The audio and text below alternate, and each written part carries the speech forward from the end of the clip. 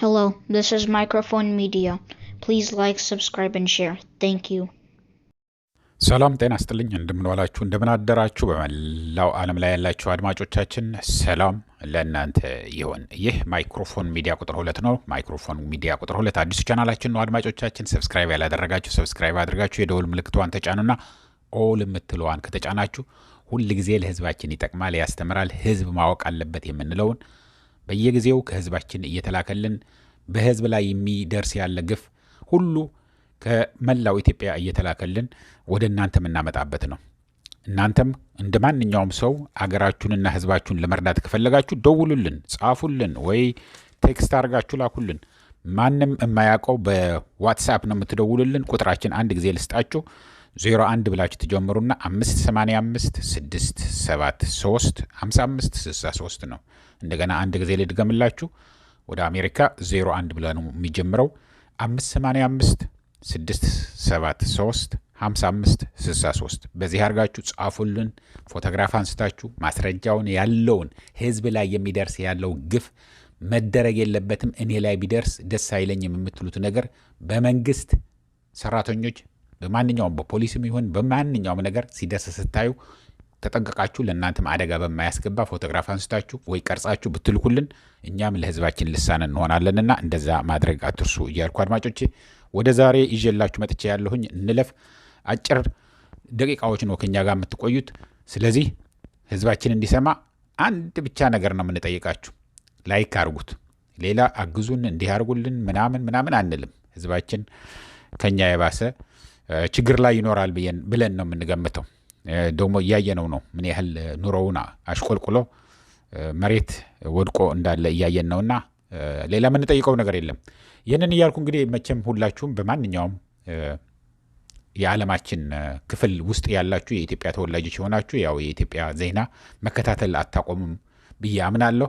ሁላችን የምናደርገው ስለሆነ በተለይ ደግሞ ኢትዮጵያ ውስጥ ያላችሁ ትግራይ ውስጥ አሁን ጦርነት ተከፍቶ ብዙ ነገር ተበላሽተዋል ያለው አድማጮቼ፣ ብዙ ነገር ባንኮች ተዘግተዋል። ገንዘብህን ማውጣት ማስገባት አትችልም። ገንዘብ ማውጣትና ማስገባት አትችልም። ወደ ትግራይ የሚሄድ ትራንስፖርት የለም። የኢትዮጵያ አየር መንገድ ቆመዋል። ሸቀጦች ወደዛ አይገቡም። ወደ ትግራይ የሚላከው ዝም ብሎ እንዲያልፍ የሚደረገው ሆን ተብሎ ለህዝብ ይጎዳል ተብሎ የሚታሰብ ብቻ ነው። እንደ አልኮሆል የመሰለ እንደ ሲጋራ የመሰለ እንደ ጫት የመሰለ ነገር ነው በቀጥታ ወደ ትግራይ የሚገባ እንጂ ሌላ የሚገባ የለም። ይባስ ብሎ ደግሞ አሁን በድሮን ብዙ ሰዎች እየተጎዱ ነው፣ ብዙ ንብረት እየወደመ ነው ያለውና ይህንን ያሳሰበው የትግራይ ጦርነት በጥብቅ እየተከታተል ነው ብለው ነው አድማጮቼ። እነዚህ ትልልቅ በዓለማችን ያሉ መንግስታት፣ የተባበሩት መንግስታት ራሱ አንቶኒዮ ጉተሬስ ያወጣው መግለጫ አለ፣ እንነግራቸዋለን። ጥብቅ የሆነ ትእዛዝ ነው ለኢትዮጵያ አስተላልፈው ያሉት። የአሜሪካ መንግስትም እንደዚሁ፣ የአውሮፓ ህብረትም እንደዚሁ፣ የአፍሪካ ህብረትም እንደዚሁ አውጥተዋል። ምንድን ነው የሚሉት ያሉትን? ምክንያቱም አንድ ጊዜ እዛ ከተነሳ ችግር ይፈጠራል ነው። ትንሽ ተንቀሳቅሰዋል ሰራዊቱ ሲባል አምባሳደሮቹ በሙሉ አዲስ አበባ ያሉት ተጠራርተው ነበር ወደ መቀሌ የሚሄዱት። አሁን ግን አውሮፕላንም የለም። ሁለተኛ ነገር ደግሞ ይሄ ከበድ ያለ ስለሆነ ከዋናው መስሪያ ቤት ነው የሚላክ ያለው። የአሜሪካ መንግስት የውጭ ጉዳይ ሚኒስትሩን ነው የሚያወጣ ያለው። የተባበሩት መንግስታት ራሱ ዋና ጸሐፊው ናቸው ያስወጡት። የአውሮፓ ህብረት ወዲያው ነው ያወጣው። የአፍሪካ ህብረትም ወዲያው ነው አውጥቶት ያሉት። የአፍሪካ ህብረት አሁን ምንም ነገር ሳያደርግ የሁሉ ጊዜ እንግዲህ በአፍሪካ ህብረት አስማምተዋቸው በሱ አደራዳሪነት የተፈጠረ ሰላም ነው ትግራይና ኢትዮጵያ ፈርመው የነበረ ፕሪቶሪያ ሄደው፣ ግን ምንም ነገር ያደረገው ነገር የለም። አሁን ግን ጦርነቱ ሲነሳ ምን ላይ ሊደርስ እንደሚችል ስለሚያውቁ እንዲቆም ነው ወዲያው መግለጫ ያወጣው። ይሄ ደግሞ ብቻውን ዝም ብሎ ሆን ብሎ ያወጣ እንዳይመስላችሁ አድማጮች። የአፍሪካ ህብረት ዋና ጸሐፊው ከአብይ አህመድ ጋር ግንኙነት አለው። መግለጫ አውጣ ባክህ ተብሎ ታዞ ነው ባክህን ተብሎ ነው ያወጣው። ሌሎቹ ግን የአሜሪካውም የአውሮፓ ህብረትም እና የአውሮፓ አገራት በሙሉ መግለጫ እያወጡ ነው። ይህንን ደግሞ የሚሉት ያሉት ምንድነው? መግለጫው ምንድነው የሚለው?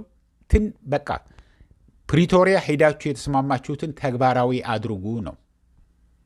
የፕሪቶሪያ ስምምነት አንደኛ ሸቀጦቹንም ባንኩም ሁሉም አቅም እስካለው ድረስ የትግራይ ህዝብ መግዛት እስከቻለ ድረስ እንዲገባለት ነው። ይሄ አይላክም፣ ይሄ ይላካል የሚባል ነገር የለም።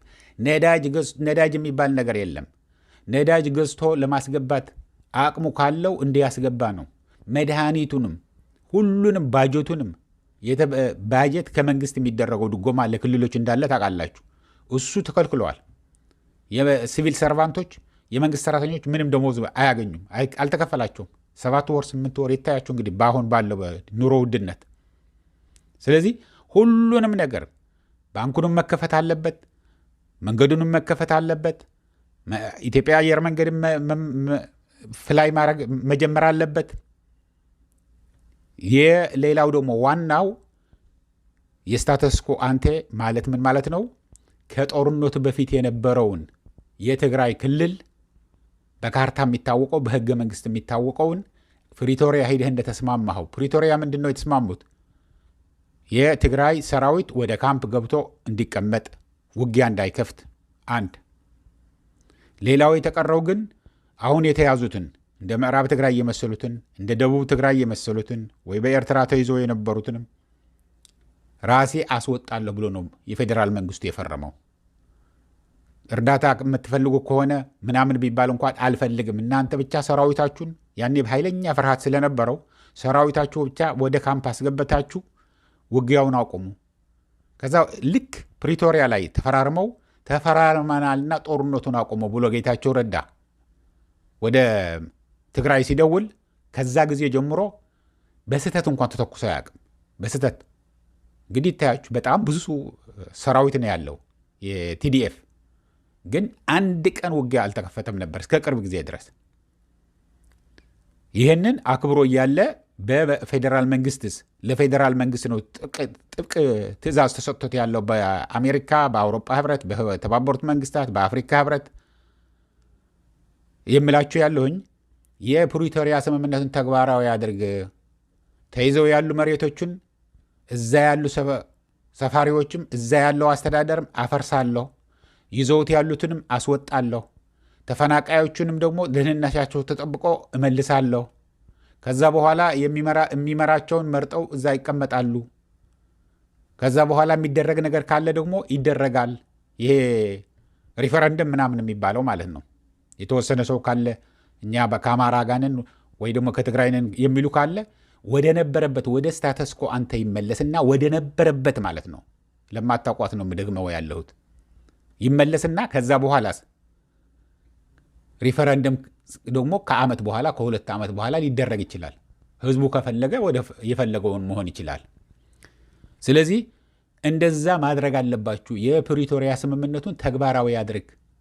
ባንኩ መከፈት አለበት። አየር መንገዱ መጀመር አለበት።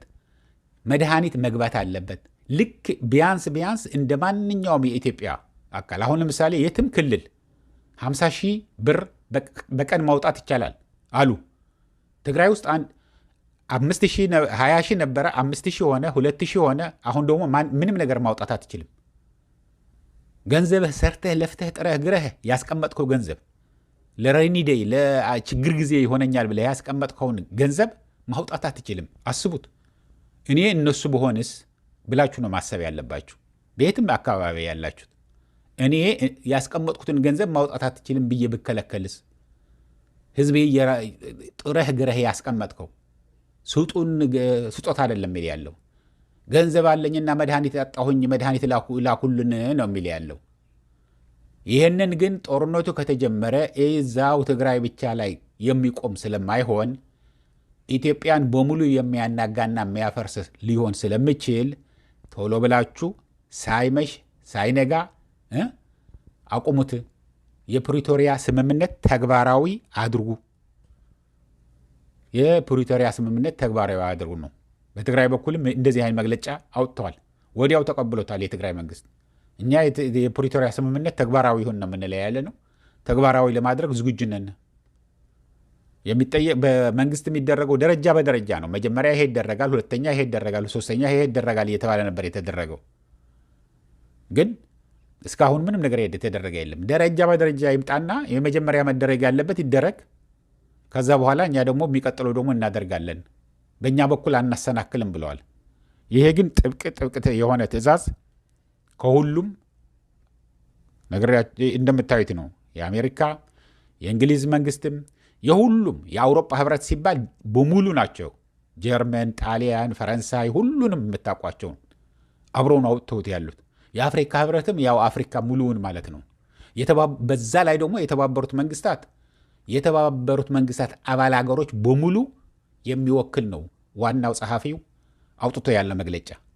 ስለዚህ በዓለም ውስጥ ያሉ መንግስታት አሁን የትግራይን ትንሽ ተኩስ ተሰምተዋል ስለተባለ በሙሉ አውጥተዋል መግለጫ።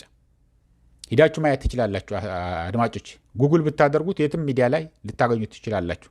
ሁሉንም መግለጫ አውጥተዋል። ይህንን እያልኩ ለአሁን እዚህ ይበቃኛል። እስከሚቀጥለው ጊዜ ድረስ ሰላም፣ ደህና ዋሉ፣ ደህና ደሩ። ቻው።